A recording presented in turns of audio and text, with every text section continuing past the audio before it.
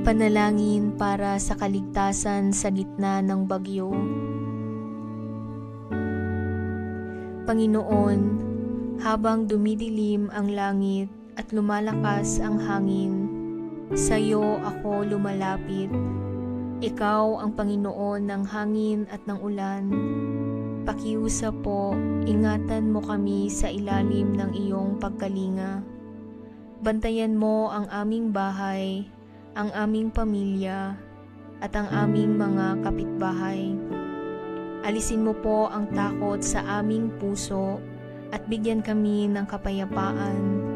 Nagtitiwala kami na poprotektahan at ililigtas mo kami sa bagyong ito. Panatilihin mo kaming ligtas at huwag mo po kaming iiwan. Amen.